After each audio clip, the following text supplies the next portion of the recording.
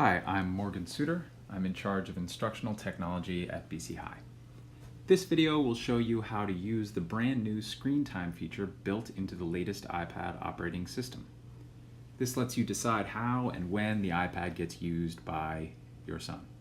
You do need to make sure you're running iOS 12.0 or higher. If you're not sure how to confirm that, please take a look at my short video on how to check your operating system. We're going to proceed now as if this is your first time using the screen time feature. You can always go back and modify your choices later. Go to Settings, and on the left, press Screen Time. On the right at the top, press Turn on Screen Time. Press Continue. And then press This is my child's iPad. So there's 4 or 5 broad categories. Number 1, downtime.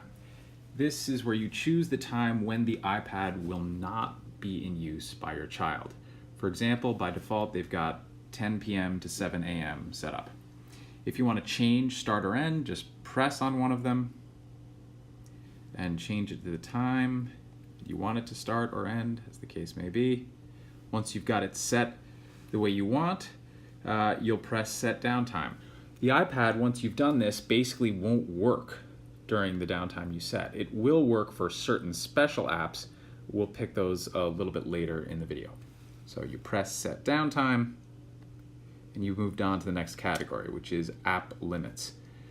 So you'll pick one or more categories, for example, social networking and games, and then you'll scroll down to find time amount and press that, and that lets you set a limit for the categories that you selected.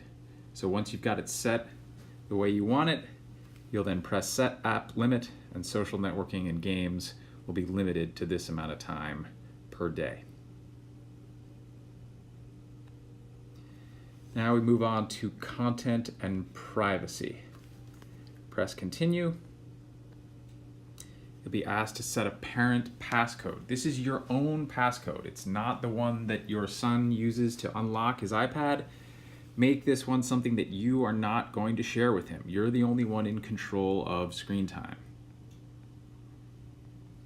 It'll ask you to enter it again.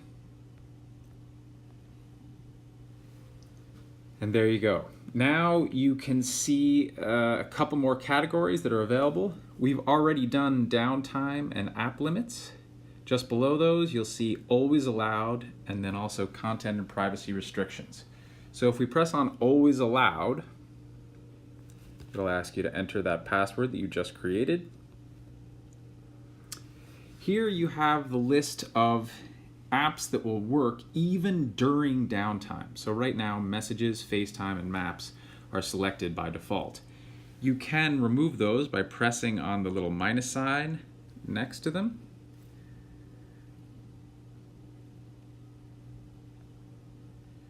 And then you can just start from scratch. You could say, for example, well, I always want e-textbooks, and I always want Kindle, and I always want Notability to work, because those are the apps that are educational that I want them to use even when the thing should be in downtime. You add those by pressing on the little green pluses at the side. When you've got that set up as you like, press on Screen Time at the top. And now you can take a look at content and privacy restrictions. This is a large category. At the top, turn it on. First of all, iTunes and App Store purchases. Press on that. Installing apps, deleting apps, in-app purchases. I recommend that you disallow all of these so that you get to decide if and when these happen. So pressed on the top one, now I'm pressing on the middle one. Deleting apps, don't allow. In-app purchases, don't allow. Now, if your son wants to do any of those things, he has to ask your permission. Require password, always require. Again, up to you how you set these.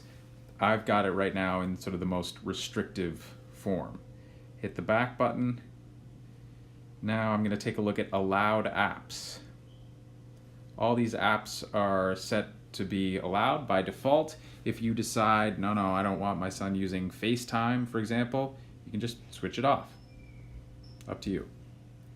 Hit back. Content restrictions. This is a big one.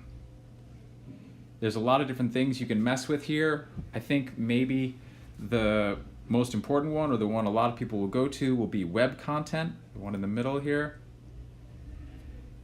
I set my son's to just say limit adult websites. You can select allowed websites only, but that forces you to add the specific websites that you allow. I think that's a little bit difficult to manage. The one in the middle, limit adult websites, makes it so that no matter what browser they're using, this system will limit their access. Hit back. Hit back. And then there's a whole lot of privacy settings. You can mess with those to your liking. And then finally, the last two things I'll show you explicitly are down at the bottom under allowed changes. I recommend making passcode changes and account changes not allowed. When your son tells you his basic iPad access code, which he should not be allowed to change that code without letting you know. So passcode changes, make that not allowed, and account changes, make that not allowed. There we go. And remember, when you hit back, you can always go back to settings and hit screen time and then change any of these settings.